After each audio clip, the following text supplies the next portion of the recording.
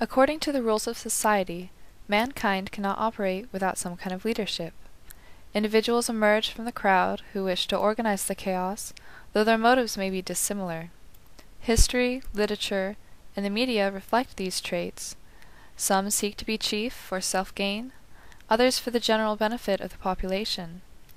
William Golding expresses the duality of leadership techniques in his novel Lord of the Flies through Ralph's method of reason and Jack's of fear.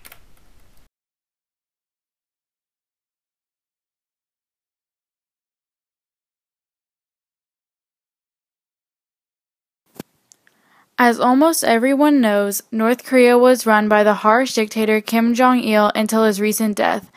Even now, with his son ruling, North Koreans are still pressured into obeying the dictator with fear, much as Jack did with his followers in Lord of the Flies. The North Koreans fear that they could be harshly punished or killed if they go against the government, just as Jack beat the children who didn't follow his orders correctly. On the other hand, South Korea is run by a president, much like America. Ralph wanted to get everyone's opinion to find the best solution, just like a president does. Ralph wanted to rule everyone so that they could end up safe, not just to have the satisfaction of having followers to control, like Jack. There are many similarities presented in the book and movie, The Hunger Games, to leadership qualities between the different leaders in Lord of the Flies, as well as the leaders presented in The Hunger Games. While Cato relates to Jack and controls his tribe or group by fear, Katniss and Ralph both decide to be chief of a group based on helping another person or group of people. They also make sacrifices for the group and make decisions based on the wellness of the group, and not selfish decisions like Cato and Jack, based on whatever they need for their own personal good. Just as Ralph takes Piggy under his wing in Lord of the Flies for being defenseless and targeted by the rest of the group, Katniss takes a girl named Rue as well for the same reasons. Whereas Cato and Jack have a whole tribe or group of people that are working together. But right when something goes wrong, it's every man for himself. No one is helped, and everyone is left to their own devices. The colors conflicted as the flames climbed into the cloud. I wanted to fix this, but couldn't stop from tearing it down.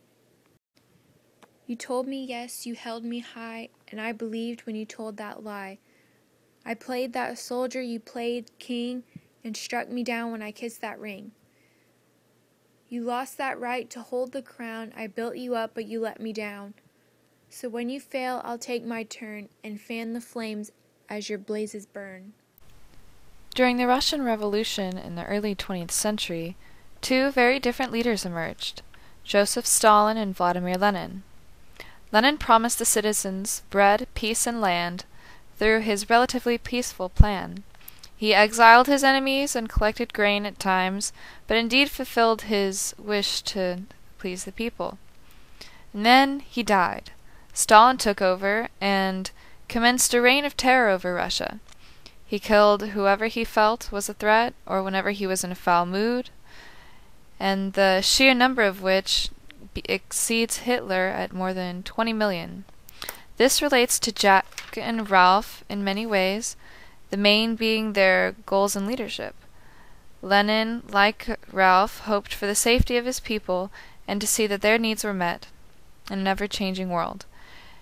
Jack relates to Stalin as their desire is to stay in power, killing whoever stands in their way, but alas, memento mori. But there isn't a beast, Steve. I tell you, there isn't a beast. Ralph's right, of course. There isn't a snake thing. But if there was, we'd hunt and kill it. There's another thing. If a ship comes near the island, they may not notice us. So we must make smoke on top of the mountain. We must make a fire. Come on, follow me! Come on, let's go now!